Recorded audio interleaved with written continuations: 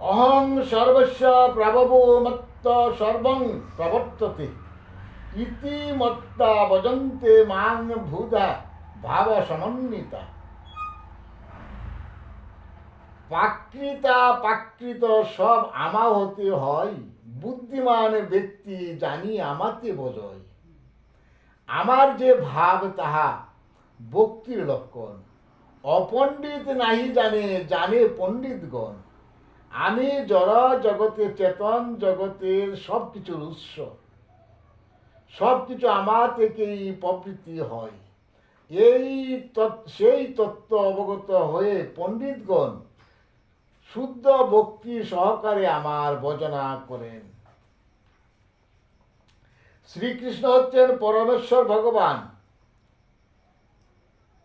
তারপর বলা হয়েছে এখো ভৈ নারায়ণ আশ্বিন ন ব্রহ্মা ন ঈশান নাপো নাগ্নি সোমন নেমে ধাবা পৃথিবী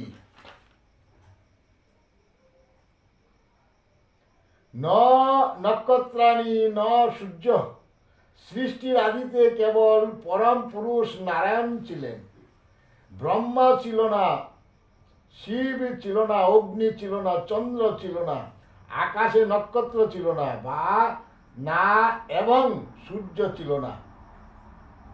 মহা উপনিষদে আরো বলা হয়েছে যে শিবের জন্ম ও পরমেশ্বর ভগবানের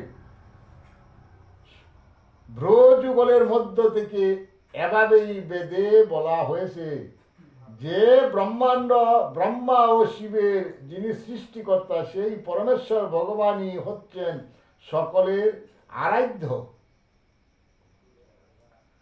প্রজাপতিং চ রুদ্রাং চাপ্যহমেব